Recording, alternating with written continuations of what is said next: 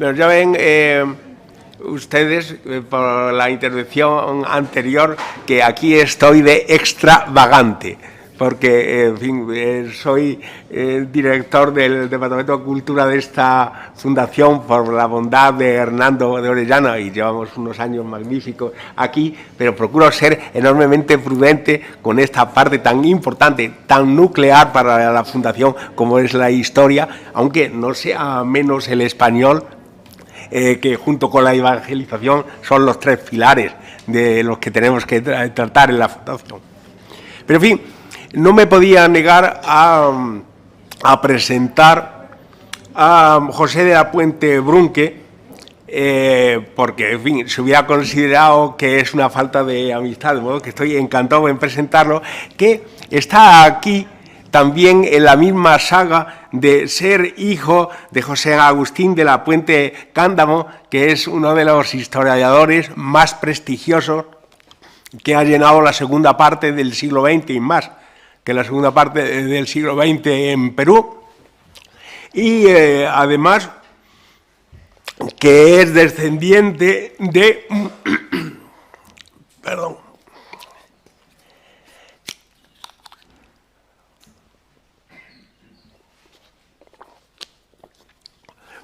que es bisnieto de Manuel Cándamo Iriarte, presidente del Perú, con lo cual ya simplemente por su situación en la saga sabemos que es una persona de estas personas que son personajes institución.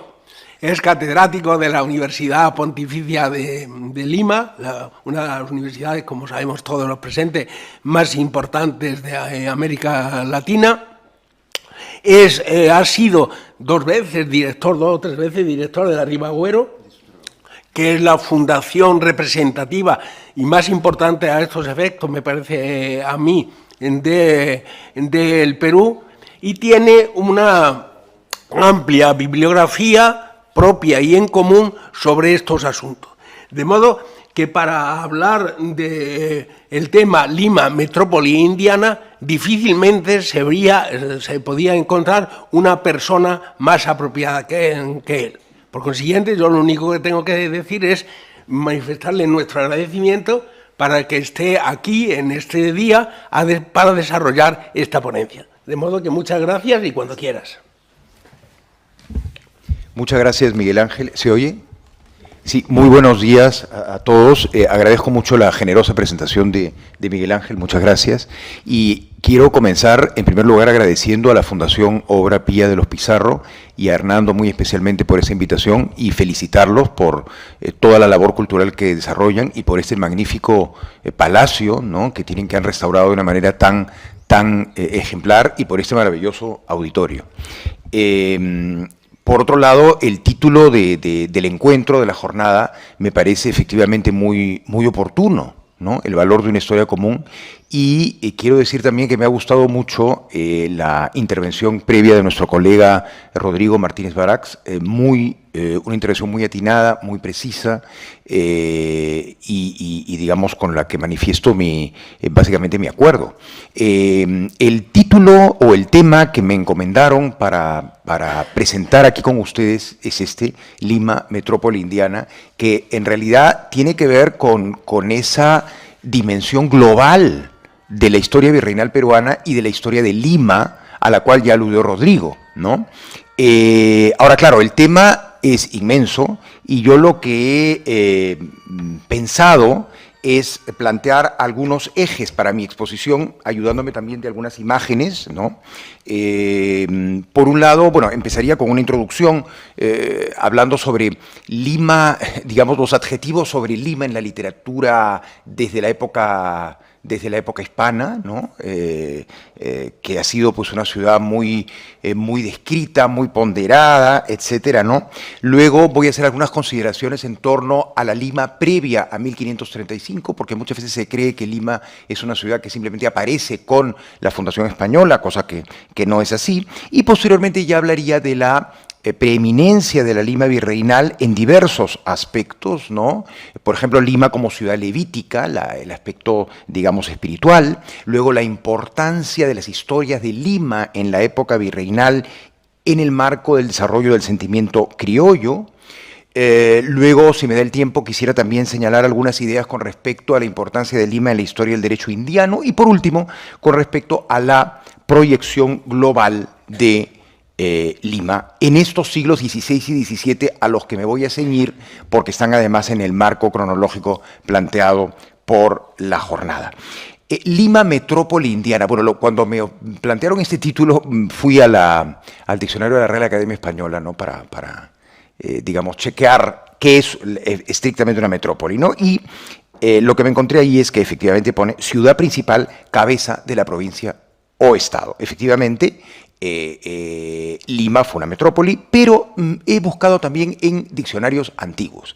Por ejemplo, en el famoso diccionario en el famoso diccionario geográfico histórico de las Indias Occidentales o América de Alcedo, de 1787, señala que Lima es ciudad capital y metrópoli del reino y provincias del Perú. Además de decir que, dice Lima, que con razón se debe mirar por emporio del Nuevo Mundo, grande, populosa, rica, bella y reina de todas las ciudades de la América meridional, ¿no? Y luego quisiera aquí citar un texto de un muy querido historiador peruano, que es en realidad el mayor estudioso de la historia del Perú virreinal y de la Lima virreinal, que es Guillermo Loman Villena, que dice lo siguiente: para pulsar la dimensión de Lima en su alcance político y justificar su auge como cabecera de virreinato, como sede arquidiocesana, como convento jurídico, como foco del saber, como atalaya de la ortodoxia, como centro económico y como capitanía general, en suma como la metrópoli, corte y emporio de la América meridional, será suficiente aducir algunas notas expresivas en simple vía de introducción. Fue el auténtico centro nervioso desde el cual se irradiaba el poder del titular de su mando sobre el ámbito que ocupaban entonces 6 audiencias. Y luego continúa don Guillermo Loman citando a Pedro de Peralta y Barnuevo, uno de los grandes intelectuales limeños del siglo XVIII, ¿no?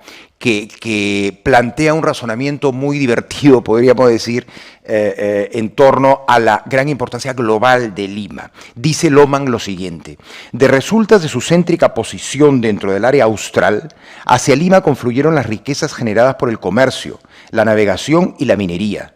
En razón de esa misma situación estratégica, se convirtió por modo inevitable en plataforma distribuidora del caudal de mercaderías importadas y a la inversa, en conducto por el cual el virreinato entero se vinculaba con el resto del mundo, ¿no? Lima, el Callao, recibía la plata que a través de Arica venía de Potosí y luego iba hacia el Istmo de Panamá y luego recibía las mercaderías europeas. Pero luego veremos también las relaciones con Asia. Continúa Loman. Y aquí cita Pedro Peralta y esta divertida referencia. Para condensar en pocas palabras su papel preponderante, el papel preponderante de Lima, no será fuera de lugar traer a colación un Sorites de irreprochable encadenamiento que con barroco conceptismo emitiera en 1740 el polígrafo Peralta Barnuevo. Y fíjense lo que dice Peralta. A Inglaterra mantiene la opulencia, a la opulencia mantiene el comercio, al comercio mantiene el Perú, al Perú mantiene Lima, luego Lima mantiene a Inglaterra. Esa es la conclusión de Peralta. También en el contexto de la República de Indios estaba muy clara la preeminencia de Lima, como lo afirmó el cronista indígena Felipe Guamán Poma de Ayala en su primer Nueva Crónica y Buen Gobierno. Como ustedes saben, la obra de Guamán Poma. Vamos a ver cómo pasamos esto. Aquí está, creo. Ahí está, ya lo encontré, sí, perdón. Sí. esta es digamos, la página referida, como ustedes saben, la nueva crónica de Buen Gobierno, que se publica en los primeros años, se escribe en los primeros años del siglo XVII, es una larguísima carta al rey Felipe III, ¿no? Justamente demandando un buen gobierno para el Perú de parte de este curaca, de este señor étnico de la zona de Ayacucho, ¿no? Y Felipe Guamán Poma, en la página referida a Lima, dice: Lima, audiencia real y corte, cabeza mayor de todo el reino de las Indias, a donde reside su majestad y su visorrey, ¿no? El rey residía en Lima. ¿Por qué residía en Lima el rey? Porque en Lima estaba el sello real, y el sello real era el rey, ¿no? De acuerdo con esa concepción barroca. Bien, pero primero hablemos de la Lima previa a la fundación española, ¿no? Francisco Pizarro había fijado originalmente la capital de su gobernación en Jauja, en la sierra central del Perú, pero poco después decidió establecerla en un lugar costeño, cercano al mar, que le permitiera mejores y más fluidas comunicaciones. Lima, a pesar de lo que muchos autores han señalado, no fue una ciudad de nueva planta, no fue una ciudad fundada ex nihilo, ya que en todo el valle había muy diversas construcciones prehispánicas que habían albergado importante población. Aquí está la gran diferencia con México, como nos ha dicho Rodrigo. En el Virreinato de la Nueva España, la capital virreinal se edifica sobre el centro de lo que había sido el imperio azteca. En el caso del Perú, no. El ombligo del mundo era el Cusco, pero la capital del virreinato se establece en la costa, sobre todo por razones de comunicación, ¿no? Sin embargo, todavía sigue teniendo vigencia en algunos ambientes la idea de que esa fundación, repito, se habría realizado en un espacio vacío, es decir, sobre un territorio en el que no habría habido antes ninguna organización de la sociedad. Si bien las huacas son las, digamos, construcciones prehispánicas, básicamente, digamos, con finalidades de culto, ¿no? Si bien las huacas en Lima, por ejemplo la huaca de Maranga o el sitio arqueológico de Puruchuco, por citar solo dos ejemplos, son parte del paisaje de la ciudad que los limeños vemos a diario, el estudio de la historia de la Lima prehispánica tiene poco tiempo de desarrollo. Aquí vemos, por ejemplo, dos distintos tipos de huaca, ¿no? Arriba vemos la huaca Guayamarca, en el distrito de San Isidro, que es una huaca muy restaurada, demasiado restaurada podríamos decir, ¿no? Buenos restaurantes. ¿Perdón? Con buenos restaurantes. Claro, hay otra huaca, la huaca Puquillana, como a 2 kilómetros de esta, en cuyo interior, en efecto, se ha desarrollado un gran proyecto que Miguel Ángel conoce sin duda, digamos, de colaboración público-privada, y en el recinto de la huaca Puquillana, que se puede visitar por los turistas, se ha establecido un restaurante efectivamente muy bueno gastronómicamente y en cuanto al espacio en el que está, ¿no? Y luego tenemos abajo la huaca Mateo Salado, en otro distrito de Lima, mucho más grande, ¿no? Y luego tengo por aquí también la huaca Tres Palos, de la que hablaré a continuación ahora, que está muy cerquita al lado del campus de la Universidad Católica. Es más, en nuestro campus tenemos no solamente huacas, mejor dicho, hemos tenido huacas que lamentablemente ya no existen, sino que tenemos un camino inca que felizmente se ha podido preservar y que cruza nuestro campus, ¿no? Y que está conservado. Hoy sabemos que hace más de 5.000 años inició el hombre la conquista del territorio que en la actualidad alberga la ciudad de Lima. Las cuencas de los ríos Chillón, Rímac y Lurín, las cálidas lomas invernales y el mar fueron los escenarios en los que los limeños de entonces enfrentaron un largo proceso de creación en los ámbitos técnico, artístico y espiritual que puso a prueba su imaginación y su capacidad de experimentación. La denominada huaca Tres Palos, que podemos ver aquí, es quizá la que mejor puede expresar el carácter milenario de Lima. En efecto, en esa huaca se han encontrado en sus niveles inferiores, estas son investigaciones de arqueólogos de nuestra universidad, en niveles inferiores se han encontrado testimonios variados de la presencia y labor del hombre en la Lima prehispánica. Sin embargo, en los niveles superiores han aparecido también muy interesantes testimonios de la historia virreinal e incluso republicana de Lima. Por ejemplo, han aparecido naipes españoles, ha aparecido cerámica española e incluso piezas de calzado. Y hemos podido encontrar que en lo alto de esa huaca había una vivienda del mayordomo del encomendero Antonio de Rivera, que era el encomendero de Maranga, ¿no? Entonces, y desde esa altura podía ver, digamos, el trabajo de los indígenas de esa encomienda, ¿no? Entonces, hay una Lima milenaria. Y esa Lima milenaria ha sido descubierta, entre comillas, hace pocas décadas, ¿no? Pero de hecho, en testimonios, digamos, de la primera mitad del siglo XX, hay fotografías y relatos de muchísimas huacas de Lima que han sido destruidas por el avance incontenible de la ciudad, ¿no? Ciudad que tiene hoy día cerca de 11 millones de habitantes y que hace 100 años, en la conmemoración del centenario de la independencia, en 1921, pues no pasaba de 100.000 o 200.000 habitantes, ¿no? Entonces muchas huacas lamentablemente se han destruido y hoy en día es una lucha constante, ¿no?, de los defensores del patrimonio porque estas huacas se mantengan, porque estas huacas se pongan en valor, porque efectivamente hay muchos intereses que buscan, digamos, simplemente destruirlas, ¿no? Entonces pasaríamos a hablar de la Lima virreinal y su preeminencia. Y vuelvo aquí al doctor Lohmann, ¿no?, que dice: Lima gozó de una preeminencia excepcional y única dentro del conjunto de las ciudades en el ámbito de la monarquía hispánica. Mereció disfrutar de la prerrogativa de no ver a la cabeza de la corporación edilicia a un corregidor o justicia mayor, como era el caso de las demás poblaciones en las que el monarca acreditaba un representante suyo, sino exclusivamente a los dos alcaldes. Lima tuvo el privilegio desde el inicio de no tener corregidor, privilegio muy especial. Para alcanzar esta situación entraron en juego el prestigio y rango de la ciudad como cabeza del virreinato y la facultad de regirse por sus propios vecinos y no por agentes extraños impuestos por la corona. Más aún, la ciudad alcanzó adicionalmente otra regalía, la de elegir libremente sus alcaldes que no requerían confirmación del virrey, cuya presencia o la de un oidor era puramente simbólica y con el fin de garantizar la libre emisión de los sufragios. La preeminencia de Lima en el ámbito de la América del Sur es una de las razones por las cuales diversos estudiosos han establecido, por ejemplo, una serie de semejanzas con la ciudad de Sevilla. Sevilla como puerto y puerta de las Indias. En efecto, Sevilla y Lima fueron dos polos en un sistema político, económico y cultural que mal que bien duró 3 siglos. Además, como lo ha afirmado César Pacheco Vélez, ambas ciudades experimentaron un proceso similar en el seno del Imperio Hispánico. Apogeo comercial en el siglo XVI, esplendor religioso, literario y artístico en el XVII, lenta decadencia portuaria y económica en el XVIII. Cuando Sevilla cede a Cádiz y Lima a Buenos Aires su categoría de puertas de entrada y salida principales en las rutas ultramarinas. De esto último nos va a hablar, me imagino, Beatriz más adelante, ¿no? Por su parte, el gran polígrafo José de la Ribagüero y Osma fue rotundo al afirmar que el apogeo de la antigua Lima fue en el siglo XVII. Lima creció opulenta, dice él, Lima creció opulenta y magnífica, enriquecida por las minas y los obrajes de la sierra y por el retorno de las armadas de tierra firme, cuyos efectos se distribuían desde sola nuestra ciudad a casi toda Sudamérica.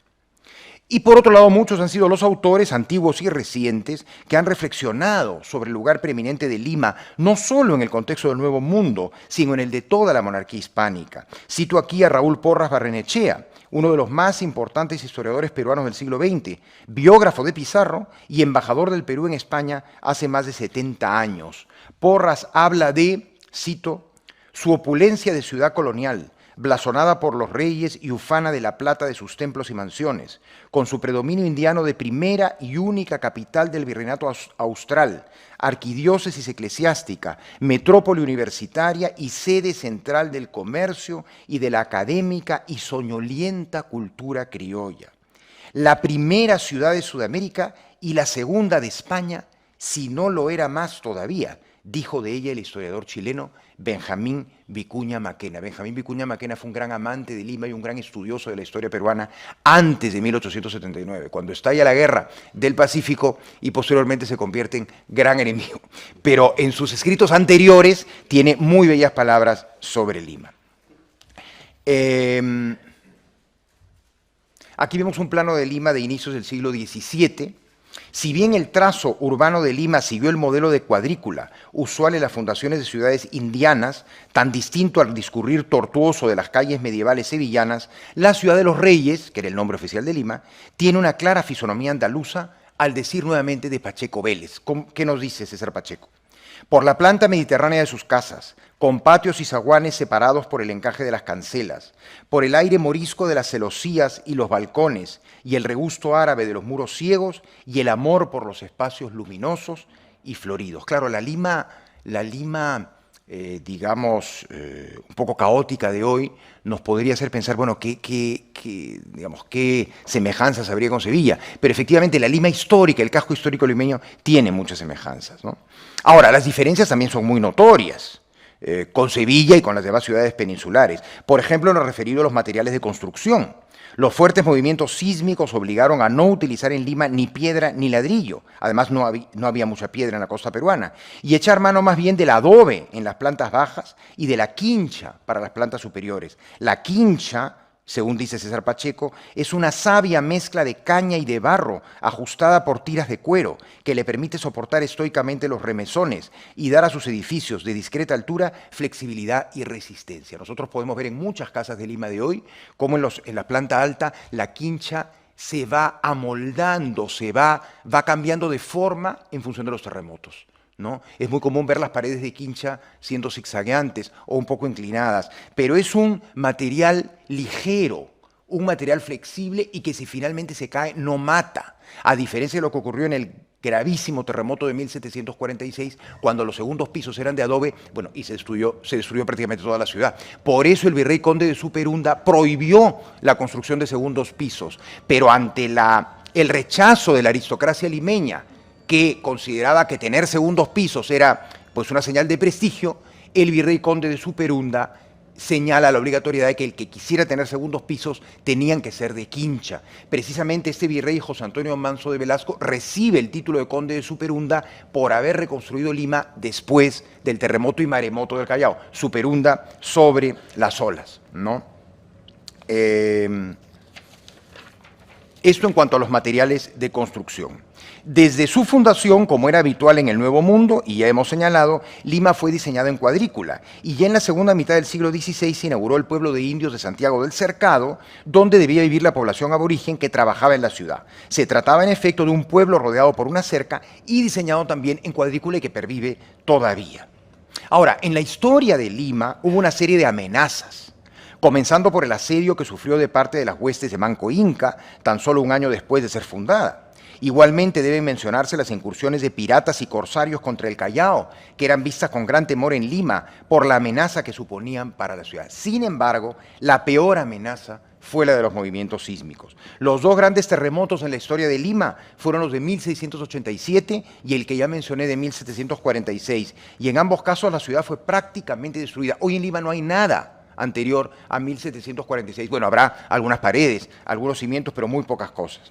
Como consecuencia del terremoto de 1746 se dispuso para la edificación en la ciudad, como ya dije, el uso del adobe solo para la planta baja y la ya mencionada quincha para la alta, por tratarse de un material muy ligero y más resistente a los movimientos telúricos. Los expertos dicen que en Lima, en la zona de Lima, hay un silencio sísmico desde 1746. Tenemos frecuentes terremotos, pero con epicentro en Lima no hay desde 1746, y es el gran terror que todos tenemos, ¿no? Sobre la posibilidad de un terremoto muy fuerte en la zona de Lima.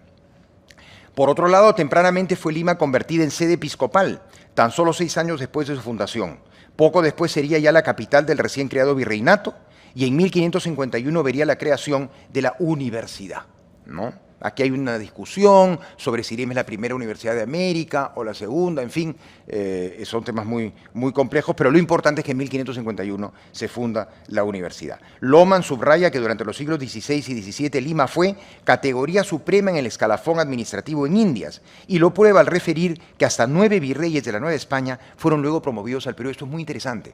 Hasta fines del siglo XVII, el puesto de virrey del Perú era como un puesto de llegada posterior al ejercicio del virreinato de la Nueva España. Solo hay un virrey del Perú que luego pasa a Nueva España. En cambio, son 9 los virreyes de la Nueva España que luego son virreyes del Perú, hasta fines del siglo XVII. Entonces, esta metrópoli que era Lima fue un ámbito en el que convivieron intensamente españoles peninsulares con criollos, mestizos, indígenas y africanos. En este punto es importante destacar un hecho que no suele ponerse de relieve: la gran importancia numérica de la población afrodescendiente en Lima desde el propio siglo XVI. En un libro de reciente aparición, referido a matrimonios de esclavos en la América hispana, se advierte este hecho. Su autor, Giovanni González, llega a titular uno de sus capítulos Lima, Ciudad Negra. apoyado en estadísticas parroquiales y en testimonios de época. Cita, por ejemplo, al gobernador Lope García de Castro, quien en 1565 afirmó que hay en esta tierra tantos negros y mulatos y mestizos, que si se concertasen no sería parte de los españoles que acá están contra ellos, y lo peor es que cada hora van creciendo más. La documentación indica que el 45% de los feligreses de las parroquias de Lima eran africanos o afrodescendientes, entre esclavos, libres, mulatos, zambos y otras mixturas. Es claro que el trabajo a jornal, tan frecuente en Lima, fue el que permitió a muchos esclavos la compra de su libertad. Luego tenemos el tema de Lima, ciudad levítica, entre comillas, ¿no? Esta primacía de Lima se advierte también en el campo de la espiritualidad. Y aquí cito nuevamente a don Guillermo Loman. Pocas ciudades, dice él, desde luego en el continente ninguna, pueden ostentar tan señalado florón de misticismo como Lima, que tuvo el singular privilegio de que en el tracto de media centuria asombraran con su santidad, ascetismo y virtudes taumatúrgicas Santo Toribio de Mogrovejo, muerto en 1606, el franciscano San Francisco Solano, muerto en 1610, la terciaria dominica Rosa de Santa María, más conocida como Santa Rosa de Lima, primera santa del Nuevo Mundo, que muere en 1617, el hermano lego dominico y mulato San Martín de Porres, que muere en 1639, y el también lego dominico San Juan Macías, que muere en 1645. En esas pocas décadas convivieron en Lima cinco personas elevadas a los altares. En las primeras décadas del siglo XVII, Lima había experimentado un notorio aumento de la población, alcanzando en torno a los 40.000 habitantes. Por entonces la ciudad contaba ya con más de 40 templos y capillas, y los religiosos representaban el 10% de la población. Por todo ello, Lima se ganó la fama de ciudad levítica y de tierra de santificación. Y Buenaventura de Salinas y Córdoba, cronista franciscano muy célebre, pudo afirmar que, cito, la mayor nobleza que tiene esta ciudad son los santos que la ilustran, ¿no? La rápida canonización de Santa Rosa de Lima estuvo motivada, entre otras cosas, por la intensidad de la devoción mariana en el siglo XVII. Al decir de David Brading, en una época en que la Virgen María era considerada cada vez más en su advocación como Inmaculada Concepción, Rosa de Lima fue vista claramente como una María rediviva, ¿no? Y hay muchas comparaciones que se han hecho, por ejemplo, entre la devoción a Santa Rosa y la devoción a la Virgen de Guadalupe en México. Pero además añade Brading que el culto de Santa Rosa ciertamente ofrecía motivos de orgullo patriótico, en referencia a la satisfacción que generó en los criollos el hecho de que una mujer nacida en Lima llegara a los altares, lo cual demostraba que nacer en Lima podía significar también tener las mismas virtudes que si se nacía en la península, porque había un gran debate sobre si el clima de Lima, sobre si las características del Nuevo Mundo podían ser perjudiciales para la vida virtuosa o para la vida útil, digamos, ¿no? Mención aparte merecen las importantes manifestaciones que en Lima se dieron en defensa de la Inmaculada Concepción. Esto es todo un tema que da para otra conferencia, ¿no? La importancia, diría yo también, política de la defensa de la Inmaculada Concepción, que en Lima tiene una gran fuerza y que además, como ustedes saben, es una causa que la monarquía hispana adopta como propia a partir justamente de 1618, cuando el rey Felipe III, y hay varios libros sobre esto, pues defiende el concepto, la idea del futuro dogma de la Inmaculada Concepción. Aquí tengo muchas referencias a la importancia, repito, no solo religiosa, sino también política de la defensa de la Inmaculada Concepción en Lima, en la universidad, en el Tribunal del Consulado, en la propia iglesia, etcétera, pero voy a pasarlas por un tema de tiempo, me parece, pero bueno, yo publiqué hace un par de años, hace unos 3 años, en un libro editado por el profesor Manfredi Merluzzi de la Universidad de Roma III y por José Javier Ruiz Ibáñez, un trabajo sobre la importancia de la Inmaculada Concepción en la Lima del siglo XVII, en un libro sobre la Inmaculada Concepción en la monarquía hispánica, que a mí me abrió los ojos, en realidad, sobre la importancia fundamental de la Inmaculada para la monarquía hispánica, ¿no? Y otro gran tema es el tema de las historias de Lima y los afanes criollos, ¿no? El florecimiento de espiritualidad representado por los personajes que alcanzaron la santidad se dio en un tiempo, en torno a la primera mitad del siglo XVII, en el que Lima experimentó profundos cambios en lo social y en lo económico. En efecto, se dio un notorio aumento de la población que corrió parejo con la expansión urbana. Se dio también un importante incremento en el desarrollo de las actividades mercantiles, con la creación del Tribunal del Consulado, por ejemplo.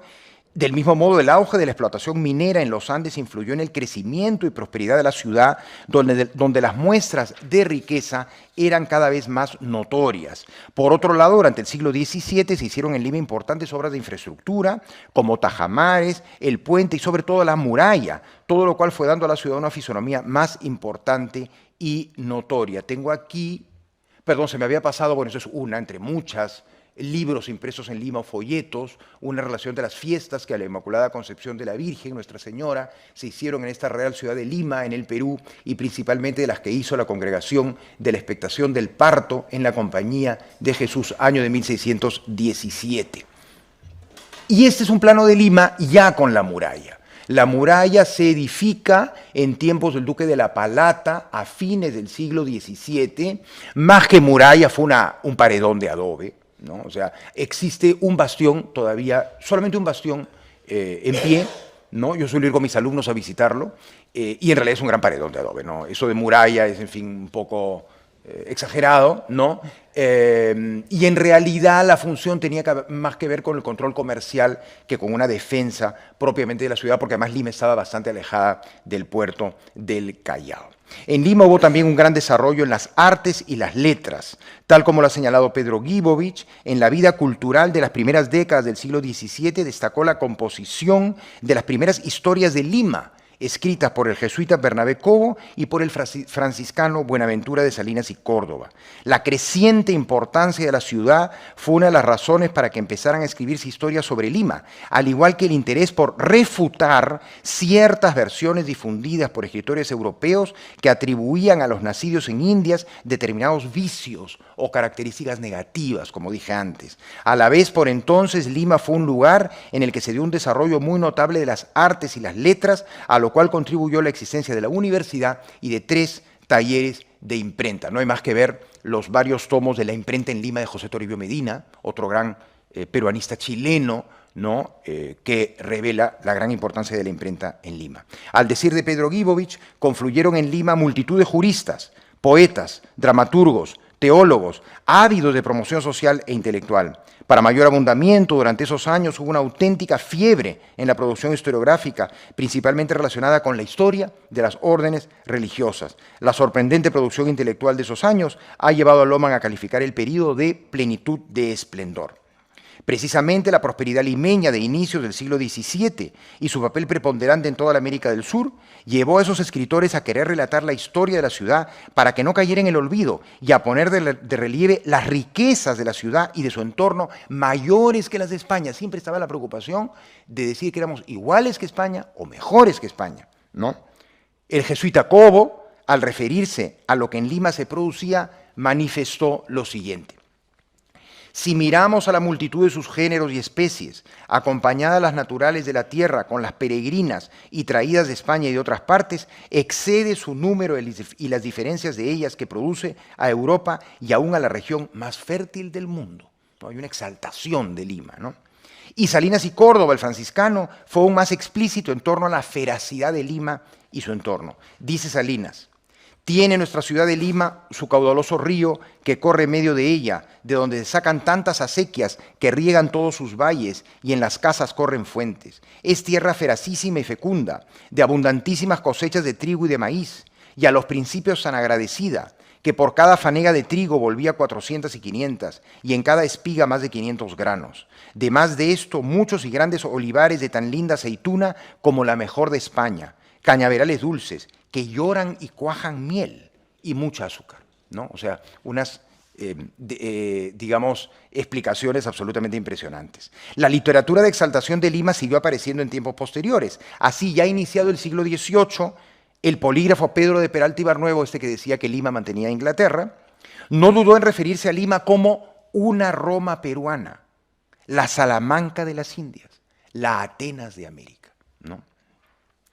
Probablemente Peralta se inspirara en el ya citado Salinas y Córdoba, ya que este también comparó a Lima con Roma y Salamanca, entre otras ciudades europeas. Por ejemplo, Salinas decía que Lima era, dice Salinas, la Roma santa en los templos, ornamentos y divino culto de Lima, la Génova soberbia en el garbo y brío de los que en ellas nacen, Florencia hermosa por la pasibilidad de los templos, Venecia rica por las riquezas que produce para España y pródigamente las reparte a todas, quedándose tan rica como siempre, y Salamanca por su florida universidad y colegios. O sea, Lima era lo máximo, ¿no? Esta exaltación de Lima y de las virtudes de los nacidos en Lima está muy vinculada al afán de los criollos por poner de relieve sus aptitudes y derechos frente a los peninsulares. Esto, por ejemplo, fue dramático en la lucha por los puestos en la administración pública, ¿no? La preferencia que debían tener los criollos, ¿no? En efecto, a lo largo de todo el siglo XVII fue creciendo la demanda de muchos criollos para que se les diera preferencia en la provisión de los empleos públicos en América. En el marco de la muy notable producción de textos que en el Perú del siglo XVII se suscitó en defensa de los criollos, muchos de ellos pusieron de relieve específicamente la capacidad de los nacidos en el Perú para desempeñar cargos públicos, tanto seculares como eclesiásticos, y criticaron el que en muchas ocasiones se otorgara esos puestos a peninsulares. Una circunstancia muy mencionada era la de la existencia de un grupo no pequeño de criollos necesitados, desvalidos, quienes estaban en riesgo de perder el amor por el rey y por la monarquía, si es que no se les otorgaba puestos en la administración, como muestra del aprecio de la corona por la condición que muchos de ellos ostentaban de descendientes de beneméritos del Perú. Uno de los autores que plantearon esa argumentación fue Gutiérrez Velázquez de Obando, abogado de la Audiencia de Lima. Lo hizo en un memorial que envió al rey Felipe IV en la década de 1650, en el que pedía que los criollos fueran considerados en el gobierno de las Indias y afirmaba que incluso debían ser preferidos a los peninsulares en los nombramientos para puestos eclesiásticos y seculares. A mayor abundamiento, sostenía que era un acto sacrílego el no dar oficios públicos a los nacidos en América, considerando que muchos de ellos pertenecían a familias beneméritas y habían sido injustamente preteridos. Eran descendientes de conquistadores que habían perdido sus encomiendas y muchos de ellos estaban pues en situación difícil. En un pasaje de su memorial, criticaba duramente a la corte virreinal y su desinterés por beneficiar a los criollos. Fíjense lo que dice. Y a la verdad no son sino hombres diabólicos, que con capa de confesores de virreyes o con otro pretexto se hacen sus allegados, por sus fines particulares le hacen creer que ya en aquel reino no hay beneméritos, ni razón alguna que obligue a premiarlos. En el mismo memorial enumeró diversas razones en las que fundamentaba el derecho de los criollos a ocupar oficios públicos. Entre las más importantes estaban las de los servicios prestados al rey por los antepasados de los beneméritos nacidos en Indias y la del cumplimiento de las normas legales, que en gran número habían establecido que los criollos de las Indias debían ser beneficiados con mercedes diversas. Para Velázquez de Obando, todas las razones invocadas le llevaban a sostener que los oficios en Indias debían ser ejercidos por naturales de allí. Cito, es manifiesta consecuencia que la administración de la justicia, religión y armas se debe encargar y repartir entre los naturales beneméritos de aquellas partes, que lo son los hijos de los mismos conquistadores, y porque actualmente están estos conservando estos reinos. En ese sentido, un fundamento importante invocado por Velázquez de Obando fue el de la obligación antidoral de los príncipes y reyes, o sea, la idea del, digamos, de ser agradecido, ¿no? Quienes quedaron, dice, los reyes, obligados naturalmente, con la obligación antidoral y remuneratoria, para remunerar a los beneméritos según el grado y calidad de sus personas y las circunstancias de sus servicios, en los mismos bienes, dignidades, honras y géneros adquiridos en la guerra. Algunos personajes escribieron memoriales en los que se dedicaba especial atención a la situación en las audiencias, y en particular en la audiencia de Lima. Así, Alonso de Solórzano y Velasco y Pedro de Bolívar y de la Redonda se erigen en claros ejemplos de la defensa que se hizo de los merecimientos y capacidades de los criollos para ocupar puestos en las audiencias. Esta idea de la defensa de los nacidos en el Perú y específicamente de la defensa de los nacidos en Lima como personas merecedoras de puestos públicos es recurrente, es permanente. Otro eje importante también es el de Lima y la historia del derecho indiano, ¿no? Porque el año pasado en Madrid, no sé si ustedes tuvieron oportunidad de ver, hubo una exposición en el Instituto Cervantes titulada Libros y textos del Virreinato del Perú, donde se pudo ver realmente la importancia crucial del Perú, no del Perú, sino específicamente de Lima, en el desarrollo del derecho indiano. Fueron muy numerosos los textos jurídicos que circularon en el Perú entre los siglos XVI y XVII. Especial importancia tuvieron aquellos referidos al análisis de situaciones y problemas propios de la América hispana en general o del virreinato peruano en particular. El conjunto de esos libros y opúsculos se conoce como literatura jurídica indiana. Muchas de esas obras se imprimieron en el Perú y específicamente en Lima, y muchas otras fueron impresas en España o incluso en otros lugares de Europa. La influencia de esa literatura jurídica fue crucial en un contexto histórico en el cual la ley escrita, como sabemos, no era entendida, como sí ocurre en nuestros días, como la principal fuente del derecho, con lo cual la doctrina jurídica, la literatura jurídica, era especialmente importante. Como lo explica Miguel Luque Talaván, tanto en el derecho castellano como en el indiano, la literatura jurídica creaba derecho, y lo hacía principalmente de dos formas: cuando las opiniones de los autores adquirían fuerza vinculante al reiterarse determinadas razones o principios, o cuando una determinada obra jurídica ganaba especial renombre y autoridad. Y aquí quiero citar perdón, se me pasó esta imagen. Aquí tenemos a la izquierda la portada del Memorial de las Historias del Nuevo Mundo Pirú, de el criollo franciscano Buenaventura de Salinas y Córdoba, que hace una historia de la orden franciscana en el Perú, pero sobre todo una historia de Lima, exaltando a los nacidos en Lima. Y a la derecha, esto es una portada moderna, evidentemente, de la historia del Nuevo Mundo del padre Bernabé Cobo, jesuita, que es uno de los que escribe una de las primeras historias de Lima. Hay muchos otros cronistas del 17, como el padre, por ejemplo, Antonio de la Calancha, Agustino, el padre Juan Meléndez, dominico, que escriben historias de sus órdenes religiosas, pero sobre todo de Lima. Esta es la portada de la crónica moralizada de la provincia del Perú de el agustino Antonio de la Calancha. Y aquí quiero citar a Juan de Solórzano Pereira, a propósito del tema del derecho indiano. Juan de Solórzano Pereira, jurista fundamental del derecho indiano, su experiencia jurídica en buena parte fue una experiencia limeña, porque él vivió en Lima prácticamente 2 décadas como oidor de la audiencia de Lima. Muchos de los ejemplos que en la política indiana aparecen son ejemplos limeños, ¿no? Entonces, la importancia de Solórzano Pereira es muy grande en ese sentido, y de otros digamos, juristas que estuvieron en Lima en la época en que él también estuvo. Luque Talaván ha identificado 138 obras jurídicas impresas en Lima entre los siglos XVI y XVIII. Como capital virreinal fue la ciudad sudamericana con mayor producción de textos jurídicos, superada en el continente solo por la Ciudad de México. Lohmann destaca precisamente la importancia de la segunda década del siglo XVII como el momento estelar de Lima en cuanto a sus aportes al derecho indiano, ya que por entonces coincidieron en Lima, entre otros juristas, Solórzano, Antonio de León Pinelo y Francisco de Alfaro. Y no olvidemos que Solórzano y León Pinelo fueron fundamentales en el trabajo que luego terminaría siendo la recopilación de leyes de los reinos de las Indias, ¿no? También hubo otros autores como Juan de Evia Bolaño, autor de la Curia Filípica, obra esta que fue impresa en Lima en 1603 y fue un muy célebre manual de derecho procesal. Y en 1617 también en Lima apareció esta otra obra de Evia, El laberinto de comercio terrestre y naval, que se convirtió en el más importante tratado de derecho mercantil de su tiempo. Según el ya citado Lohmann, estas obras no faltaron en ninguna biblioteca del mundo hispánico, y buena parte de su influencia y de su utilidad es que se reimprimieron en conjunto en 38 oportunidades las obras de Evia Bolaño. Y aquí tenemos la portada de la recopilación de leyes de los reinos de las Indias de 1681, en tiempos de Carlos II. Claro, ya había muerto Solórzano y León Pinelo, pero ellos fueron fundamentales en este trabajo que daría lugar a la recopilación. Y por último, el otro tema que tenía planteado, no sé cómo voy de tiempo, creo que tengo un poquito de tiempo todavía, ¿no?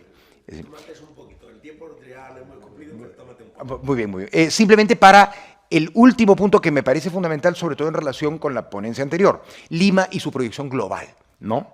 La proyección de Lima en los ámbitos económico, mercantil y cultural, entre otros, no alcanzó solamente otras regiones del continente americano o a la propia Europa a través de Sevilla, sino también a Asia.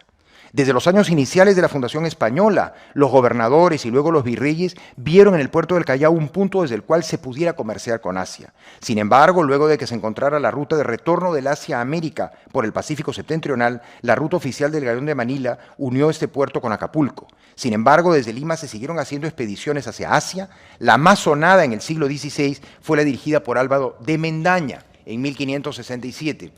Los virreyes del Perú, incluso hasta el inicio del siglo XVII, tuvieron mucha ilusión de que desde el Callao se pudieran hacer expediciones a Asia, ¿no? Este es un mapa bastante sencillo de lo que fue la expedición de Álvaro de Mendaña en 1567, que como ven sale de Callao pero regresa por la Nueva España, porque ese era el tornaviaje, ¿no? A pesar del establecimiento de la ruta oficial del Galeón de Manila, siguieron dándose desde Lima iniciativas de expediciones directas del Callao a Asia. Por ejemplo, en 1605 partió del Callao la expedición de Pedro Fernández de Quirós con el fin de encontrar la Terra Australis Incógnita, ¿no? la futura Australia. Fernández de Quirós llegó a diversas islas de la Melanesia y creyó haber llegado a Australia, pero no llegó a Australia. Como afirma Lohmann, la expedición de Fernández de Quirós demuestra también cómo los grandes errores históricos han sido fecundos, hasta el punto de que su memorial, el memorial, está por aquí. Esta es la relación de un memorial que ha presentado a Su Majestad el capitán Pedro Fernández de Quirós sobre la población y descubrimiento de la cuarta parte del mundo, Australia incógnita, su gran riqueza y fertilidad, descubierta por el mismo capitán. Pero no era Australia, ¿no? Y por eso dice Lohmann que hay errores históricos que son fecundos. ¿Por qué? Hasta el punto de que su memorial sobre el descubrimiento de Australia, basado en la exageradísima descripción que hace de la pequeña tierra que había descubierto y que él compara en extensión superior a Europa, Asia y otras regiones del globo juntas, fue el agente que movilizó a navegantes, aventureros y al mismísimo almirantazgo inglés hasta que el capitán Cook pudo demostrar que la Australia no era tan vasta como había ponderado Quirós, ¿no? Pero, digamos, Quirós es muy importante en el proceso que lleva luego al descubrimiento de Australia, ¿no? Si bien desde las décadas finales del siglo XVI empezaron a expedirse normas que prohibían la navegación directa entre las Filipinas y el Perú, la atracción de los productos procedentes de Asia era muy fuerte. Además, debe notarse un hecho muy importante. La llegada de los primeros cargamentos de productos chinos traídos desde Acapulco coincidió en líneas generales con el extraordinario aumento de la producción de plata de Potosí. Había mucho dinero en el Perú. Había pues un excedente creciente de capital que fue utilizado por los capitalistas peruanos en el gasto suntuario de productos asiáticos. Por ejemplo, en 1590 el virrey Marqués de Cañete informaba al rey que era habitual la presencia en el Callao cada año de 3 o 4 navíos cargados de mercaderías de la China, a pesar de la prohibición.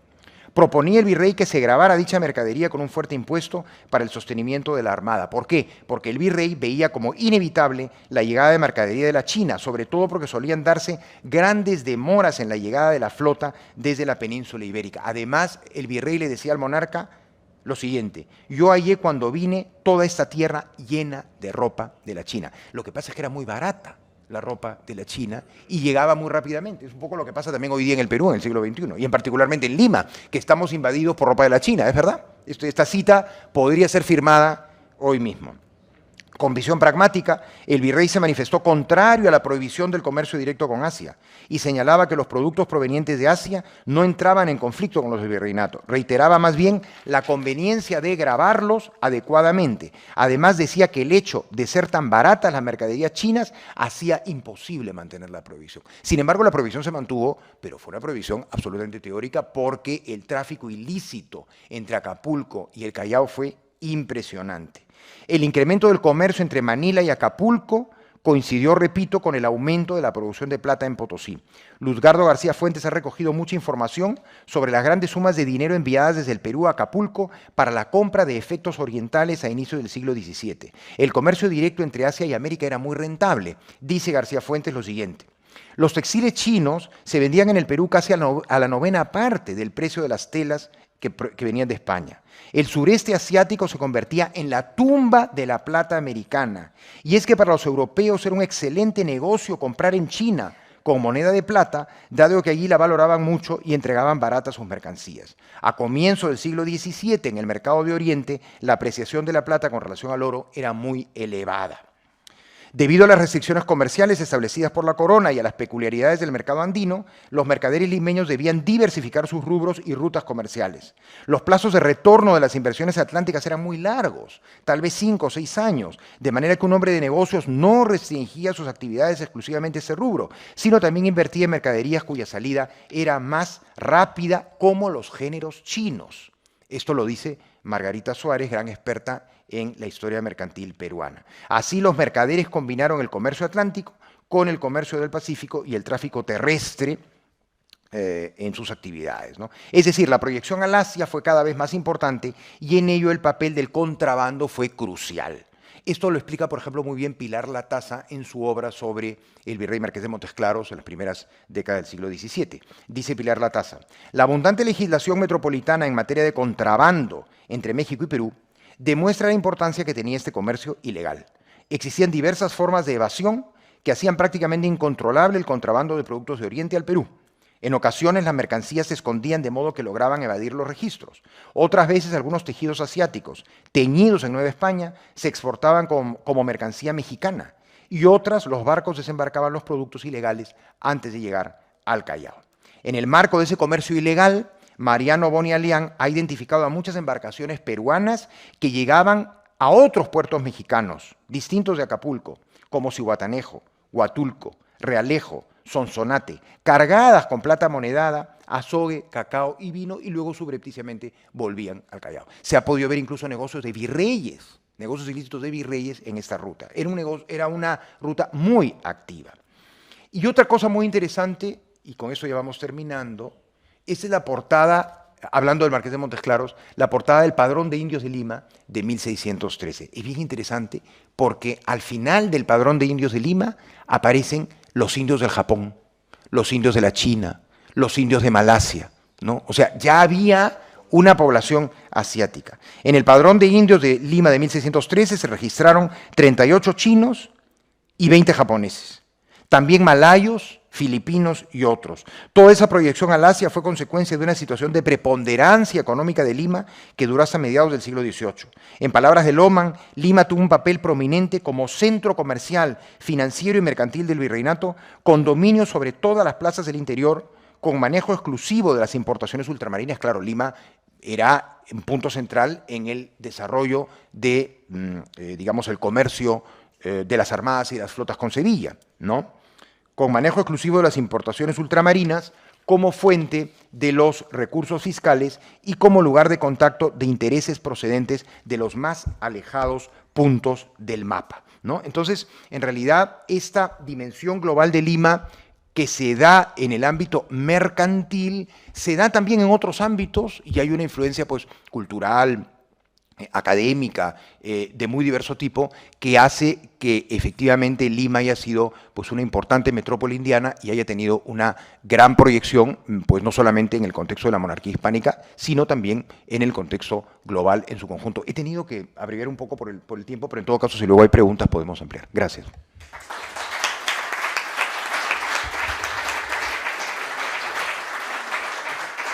¿Qué hacemos? ¿Qué hacemos? ¿Qué hacemos? Un par de preguntas breves, doña Carmen, la primera. Lo que se sabe es que Fujimori viene de lejos, según esto. Claro. Bueno, muy enhorabuena por la excelente conferencia. No me entretengo mucho. Solo dos pequeñas cosas que tienen que ver con la globalidad. Y que quería mencionar a dos jóvenes historiadores con los cuales tengo mucha conexión, precisamente porque en lo que insisten es en la movilidad que hay, esa autopista del Atlántico que decía Enriqueta Vilar, la movilidad inmensa que había entre América, desde luego Perú, desde luego Lima, por México y por todas partes de América, esa movilidad y la gran comunicación que había. Como decía León Portilla, no solo el mestizaje era biológico, sino sobre todo cultural. Y entonces es muy impresionante que lo que ocurre, por ejemplo, en el siglo XVII, uno de estos historiadores jóvenes que vive en Sevilla y es peruano, que seguro que le conocen muchos, Iwasaki, claro, ha escrito un precioso libro sobre la peste en el siglo XVII. Entonces, lo que sorprende mucho, y eso quería comentarlo, es que pasa exactamente lo mismo, las mismas reacciones, las mismas procesiones, los mismos festejos y los mismos lamentos, tanto en Sevilla como en Lima, como en algunos otros sitios, pero exactamente entre Sevilla y Lima. Y luego ahí tenemos a la historiadora más joven de la Academia de la Historia, Carmen Sanz, una gran modernista y, en fin, que conoce bien, y en uno de sus libros menciona una historia preciosa que conoce seguro bien, conoces tú bien seguro, pero que la quería sacar aquí. En 1603, en la ciudad peruana de Pausa, que no tenía demasiada relevancia, pero era importante para celebrar que llega un nuevo virrey, hacen pues una gran procesión de esas que hacían con los indios engalanados según sus sectores, los españoles peninsulares que hubiera, tal. Y al final, en 1603, es la primera vez que aparece en una procesión popular de festejos la figura, 1603, no estaba todavía editada la segunda parte, la figura de Don Quijote y Sancho Panza, que cierran la procesión y iban con pancartas, con eso. Entonces, realmente la comunicación, la movilidad, el movimiento de libros, ¿no? Que ya el Quijote, claro, es impresionante. Además, en un sitio que no era, en fin, no era Lima, ni siquiera, ¿no? Y sin embargo, eso quería recordarles a los dos. No, excelente. No, me parece muy oportuna su intervención. En efecto, hay una movilidad inmensa. Eso, por ejemplo, ha sido estudiado últimamente por algunos autores con respecto a las biografías de religiosos en particular. Hay algunos religiosos que llegan a Asia, que están en Nueva España, que están en Lima, que luego están en Sevilla, ¿no? Es muy curioso. Gente muy, muy global, efectivamente. Y lo que usted decía también, la difusión de los libros, en efecto, ¿no? Y cómo eso genera pues, una cultura común, efectivamente, ¿no? Y luego, ya que ha mencionado a Fernando Iwasaki, por supuesto, él además tiene un libro que yo cito, bueno, no lo he mencionado porque, en fin, no había tiempo, pero él tiene un libro publicado el año 92 en la colección Mapfre que se titula Extremo Oriente del Perú en el siglo XVI. Y él es el que justamente señala o demuestra los negocios de algunos de los virreyes, los negocios ilegales con Asia.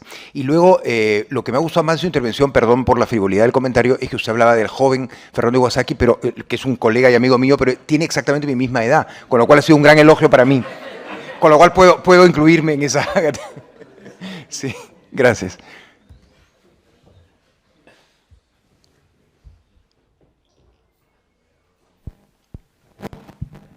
Sí, antes había hablado usted sobre los distintos grupos sociales que había en Lima, de que había una gran variedad de razas de personas en la población. Entonces quería saber si hubo algún tipo de conflicto o algo notorio entre esos miembros de la población. Bueno, es una gran pregunta, pero requiere una respuesta muy larga, ¿no? Porque, bueno, solamente citaría, se me viene a la cabeza un libro publicado hace ya unos 20 años de también un joven colega, en este caso sí más joven que yo, de la Universidad Católica, que se titula Indios detrás de la muralla, que es un estudio interesantísimo y súper original sobre la parroquia de indios de Santa Ana de Lima, ¿no? Y a partir de la documentación parroquial estudia los matrimonios, las uniones, ¿no? Y, por ejemplo, rompe con un tabú, con un mito, que era el de que la población indígena se solía llevar muy mal con la población africana, ¿no? Hay esa idea, ¿no?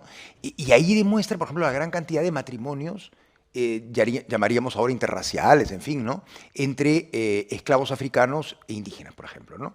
Entonces, es bien interesante porque es un libro que de alguna manera señala digamos, se introduce en lo que es la vida cotidiana de la Lima del siglo XVIII, y es muy interesante porque en esa Lima jerárquica del antiguo régimen, etcétera, él demuestra cómo la comunicación entre los distintos sectores sociales y entre los distintos estamentos era muy fluida. E incluso llega a una conclusión muy curiosa, ¿no? En la que él señala, también por las propias dimensiones de la ciudad, que Lima era una ciudad en la que los ricos, la Lima del siglo XVIII, en la que los ricos y los pobres estaban en constante relación, porque en las grandes casas de Lima solían vivir en la planta alta una familia, digamos, aristocrática, etcétera, y en la planta baja había viviendas más modestas para los sectores que hoy llamaríamos populares, etcétera, ¿no? Y el autor señala de manera muy sagaz cómo en la Lima de hoy eso ya no ocurre, porque en la Lima de hoy estamos llenos de barrios enrejados, ¿no? De urbanizaciones cerradas, y entonces como que, digamos, la Lima supuestamente igualitaria del siglo XXI,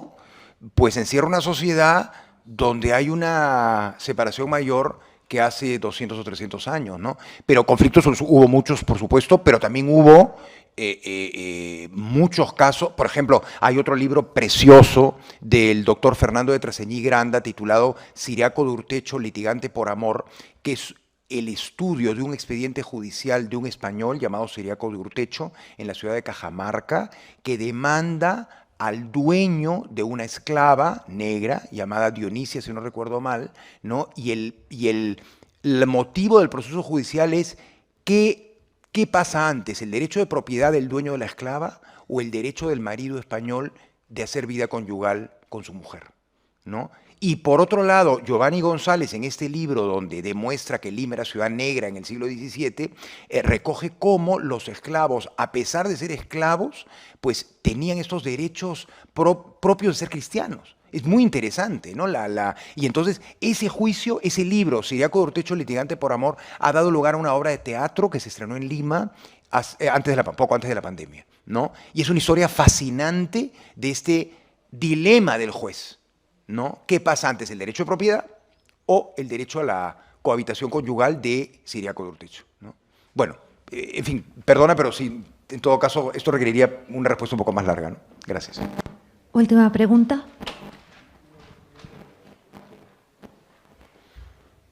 Que me gustaría preguntarle cómo la política arancelaria de Lima con respecto a las importaciones y el tránsito de mercancías influyó en su desarrollo en la época del virreinato. Bueno, gracias por la pregunta. Ahí hay en realidad dos grandes momentos, ¿no? El momento del monopolio comercial, donde, por ejemplo, el Tribunal del Consulado de Lima, que se funda en 1613, tiene una importancia crucial, y los mercaderes limeños pues eran mercaderes con una importancia realmente impresionante, ¿no? Y luego ya, en la segunda mitad del siglo XVIII, con el libre comercio, que tampoco fue tan libre como sabemos, pero en fin, con la aparición de otros puertos que oficialmente podían ser parte, digamos, de las rutas oficiales indianas, en este caso Buenos Aires, ¿no? Hay un famoso libro de Guillermo Céspedes del Castillo que se titula precisamente así, Lima y Buenos Aires, ¿no? Le quita al Callao gran protagonismo, ¿no? Entonces como que hay una disminución de su actividad, que es un poco lo que, según César Pacheco Vélez, ocurre también entre Sevilla y Cádiz, ¿no? Cuando la casa de contratación, no sé cuándo, pero es en el siglo XVIII, ¿no? Pasa efectivamente de Sevilla a Cádiz, con lo cual Sevilla empieza a tener una... Por eso se podría hacer una analogía, ¿no? Entre Lima y Sevilla, en el sentido de que es el siglo XVII, el siglo de la gran opulencia de ambas ciudades. Ahora, independientemente del sistema del monopolio comercial, lo que sí está claro es que hubo unas actividades ilícitas absolutamente impresionantes, ¿no? Sobre todo con Asia, ¿no? O sea, definitivamente, como dice Luzgardo García Fuentes, el sudeste asiático fue la tumba de la plata de Potosí. No olvidemos que Potosí, a lo largo de los siglos XVI, y sobre todo en el XVII, producía la mayor parte de la plata de todo el imperio, ¿no? Ya en el XVIII aparecerá con mucha fuerza Zacatecas en la Nueva España. Entonces, había un tráfico ilegal muy importante, ¿no? Sí. Muy bien. Vamos a hacer un descansito, ¿vale? A las 12:30 aproximadamente retomamos la jornada. Gracias.